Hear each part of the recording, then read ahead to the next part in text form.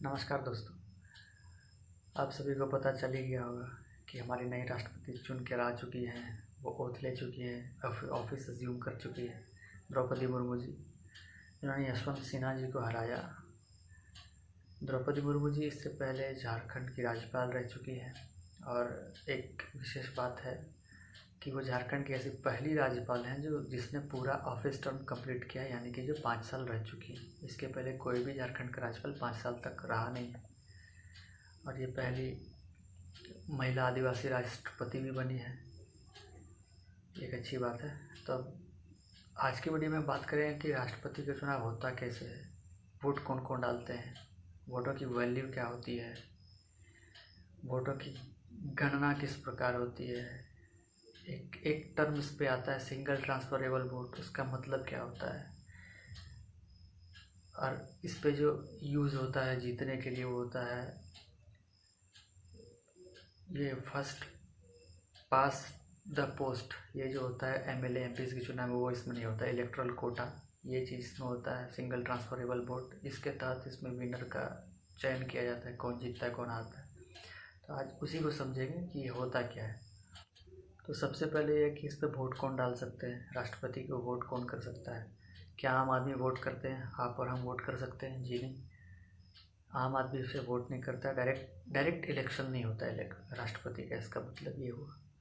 इस पर वोट कौन डालते हैं? देखिए, जितने भी विधानसभा हैं, जितने राज्यों की विधानसभा हैं, उसके विधायक, जो इलेक्टेड विधायक है, जो चुन कर आए, वो देते हैं वोट। जो एमपीज़ होते हैं राज्यसभा और लोकसभा की, वो देते हैं। बट इलेक्टेड एमपीज़ जो नॉमिनेटेड होते हैं, जिसको नॉमिनेट करता है राष्ट्रपति, जैसे राज्यसभा में 12 एमपीज़ को नॉमिनेट करता है राष्ट्रपति, वो वोटिंग नहीं डालते, वो वोट नहीं करते। लोकसभा में 2 एमपीज़ नॉमिनेट होते थे एंग्लो इंडियन के, वो भी वोट नहीं डालते। पर अब वो हटा दिया गया है 104 संविधान संशोधन से, कि एंग्लो इंडियन वाला हटा दिया गया है, स्टेट से भी और लोकसभा से भी। तो अब उस पर सिर्फ चुने जाएंगे ही। अब उस पर कोई नॉमिनेटेड वाला बात रही नहीं। अब राज्यसभा में जो नॉमिनेटेड है वो वोट नहीं डालेंगे, राष्ट्रपति में डालते भी नहीं। और कई राज्यों में विधानसभा और विधान परिषद दोनों चलते हैं, जैसे कि बिहार है, उत्तर प्रदेश। तो विधान परिषद एमएलसी, तो विधान परिषद के जो एमएलसी जिन्हें कहते हैं, वो वोट नहीं डालते हैं राष्ट्रपति के चुनाव में, सिर्फ एमएलए। तो अब बात करते हैं कि वोटों की वैल्यू क्या होती है। तो जैसे कि हर राज्य का अपना वोटों की वैल्यू अलग अलग है। आपने सुना होगा उत्तर प्रदेश की वोटों की वैल्यू अलग है, 208 है। झारखंड की 176 है, 176। बिहार की 175 है। तमिलनाडु की भी 176 है। किसी स्टेट का 7 है, किसी स्टेट का कुछ और है। तो ये होता कैसे है, ये तय कैसे होता है? एक एमएलए की वोट की वैल्यू ये है जो अभी मैंने बताया। जैसे कि बिहार का 175, वो एक एमएलए के वोट की वैल्यू, यानी कि 10 एमएलए ने अगर वोट किया तो 175 गुना 10 वो होगा 1750। तो ये निर्धारित कैसे होता है, ये कितना वोट होगा एक एमएलए का? देखिए, एक सिंपल सा फॉर्मूला है जो हमारे संविधान में बताया भी गया है, उसके हिसाब से ही तय होता है। जैसे कि एमएलए की, मान लीजिए झारखंड में कुछ पॉपुलेशन है, जनसंख्या है, तो एक एमएलए का वोट होगा टोटल पॉपुलेशन, कुल जनसंख्या, उसको भाग दे दीजिए टोटल जो हमारे चुने हुए विधायक हैं, यानी कि 81 यहाँ है।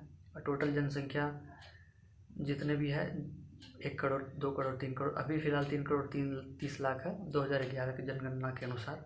लेकिन राष्ट्रपति के चुनाव के वोटिंग में 1971 की जनसंख्या को ही लिया जाता है, अभी नया वाला नहीं लेंगे। तो 1971 में जो जनसंख्या थी उसी जनसंख्या को लिया जाता है सारे स्टेट्स में। उस समय कुछ विवाद हुए थे उसके, नॉर्थ इंडिया और साउथ इंडिया के चक्कर में, पॉपुलेशन को लेके उसी हिसाब से था ये बात। उस पर किसी और दिन बात कर लेंगे, किसी और वीडियो में। तो 1971 की जनसंख्या को बेस लिया जाता है और डिवाइडेड बाय टोटल विधायकों की संख्या। जो भी रिजल्ट आएगा उस पूरे को फिर से 1000 से भाग दे देंगे, यानी कि 1/1000 से गुना कर देंगे। मान लेते हैं झारखंड की जनसंख्या 1000 मान लेते हैं, विधायकों की संख्या मान लेते हैं 10, मान लेते हैं, सिर्फ मानने की बात है। अब 1000 को डिवाइड कर दीजिए 10 से, कितना, ये 100। अब 100 को फिर से 1000 से डिवाइड कर दीजिए। ये जो वैल्यू आएगा वो होगा एक विधायक का वोट। तो झारखंड में है 176, यानी कि जो पॉपुलेशन 1971 में था उसको डिवाइड किया 81 से, जितना रिजल्ट आया उसको फिर से डिवाइड कर दिया 1000 से, ये रिजल्ट आता है 176। ये झारखंड के एक विधायक की वोट की वैल्यू है। टोटल विधायक 81, तो टोटल वोट जो झारखंड से विधायकों की वो होगी 81 गुना 176। ऐसे बिहार की अपनी निकलेगी और स्टेट्स की अलग अलग निकलेगी।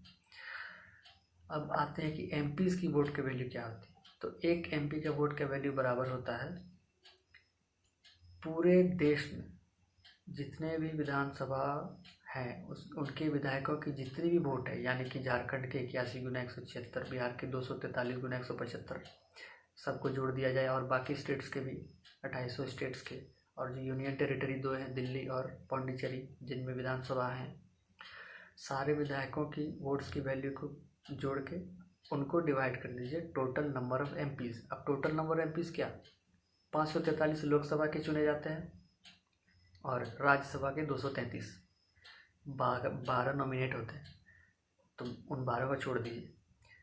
543 प्लस 233 इनको जोड़ के टोटल नंबर ऑफ विधायकों की वोट्स की जो वैल्यू थी उनको डिवाइडेड बाय ये 543 प्लस 233, ये एक एमपी की वोट की वैल्यू है, जो करीबन 700 कुछ है शायद, एक बार आप चेक कर लीजिएगा नेट पे कितना है। तो ये वोट्स होते हैं। अब ये लोग वोट डालते हैं, किसके पक्ष में कितना गया उसी हिसाब से फिर काउंटिंग होती है। लेकिन इसमें जीतने के लिए क्या चाहिए, जैसे कि विधायक हमारे जो हम चुनते हैं, एमपी जो चुनते हैं, एमएलए एमपी, या फिर मुखिया के जो चुनाव होते हैं, जिला परिषद वाले चुनाव होते हैं, नगर परिषद वाले चुनाव होते हैं, इनमें क्या होता है कि आप जो कैंडिडेट खड़े हुए हैं सबसे ज़्यादा वोट जिन्हें आए वो जीत गए। अब ज़रूरी नहीं है कि सबसे ज़्यादा 50,000 ही आए, किसी को 10,000 आया, उससे नीचे 9,000, किसी को 8,000, किसी को 7,000, तो 10,000 वाला ही जीत गया सबसे ज़्यादा वाला। किसी और कंस्टिट्यूएंसी में किसी को 50,000 आया, दूसरे को 2,000 आया, 50,000 वाला जीत गया। तो इसमें कोई यूनिफॉर्मिटी नहीं है, जो सबसे ज़्यादा लाएगा वो जीतेगा। पर राष्ट्रपति चुनाव में एक इलेक्टोरल कोटा बांधा गया है कि इतना वोट आपको लाना ही पड़ेगा तभी आप विनर घोषित होंगे, जीतेंगे, वरना नहीं होंगे, चाहे आपने दूसरे से ज़्यादा ही क्यों नहीं लाया। तो ये इलेक्टोरल कोटा क्या होता है, इलेक्टोरल कोटा यह है कि टोटल वोट्स जितने पड़े, टोटल वैलिड वोट्स, कोई वोट इनवैलिड भी होता है, जैसे कि मान लीजिए कोई गया 2 बटन एक ही साथ दाब के आ गया, उसमें से आपका वोट इनवैलिड हो गया। टोटल वैलिड वोट्स मान लीजिए कि जो भी पड़े हैं 1 लाख, मान लेते हैं 1 लाख टोटल वैलिड वोट पड़े हैं, उसको डिवाइड कर दीजिए टोटल नंबर ऑफ वैकेंसी। राष्ट्रपति की वैकेंसी कितनी है इंडिया में, एक ही है, +1, यानी कि 1 लाख भागा 1 + 1, 1 लाख बटा 2 कितना हो गया, 50,000। अब पूरे 50,000 में 1 जोड़ दीजिए, 50,001 वोट लाना पड़ेगा कम से कम, तभी वो जीतेगा जो राष्ट्रपति होगा।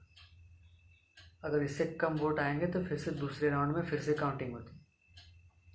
अब इसमें काउंटिंग होती कैसे, वोटिंग होती कैसे, देखिए ऐसे ईवीएम मशीन टाइप होता नहीं है इसमें। राष्ट्रपति के चुनाव में बैलेट पेपर होता है, जितने कैंडिडेट्स खड़े हुए, मान लीजिए 4 कैंडिडेट्स हैं, ABCD या XYZ WXYZ जो भी है।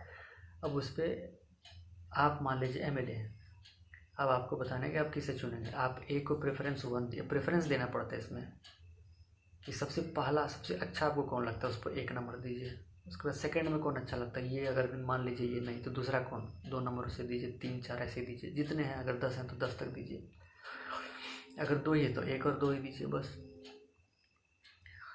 तो प्रेफरेंस होता है ऐसे ही, मान लीजिए किसी ने A को दिया प्रेफरेंस 1, B को दिया 3, C को दिया 4 और D को दिया 2, तो इसका पहला प्रेफरेंस A है, दूसरा है D, ऐसा करके गिना जाता है। जिसका प्रेफरेंस 1 में इलेक्टोरल कोटा पार हो गया यानी कि वो विनर हो गया, और दूसरा गिनना ही नहीं। अगर नहीं हुआ पार, मान लीजिए एग्जांपल के लिए हमने समझा था 50,001 वोट इलेक्टोरल कोटा है, पहला ही राउंड में अगर उसे 60,000 आ गया या 50,001 आ गया या 50,002 आ गया तो वो विनर हो चुका है, अब दूसरे राउंड की गिनती की ज़रूरत है ही नहीं।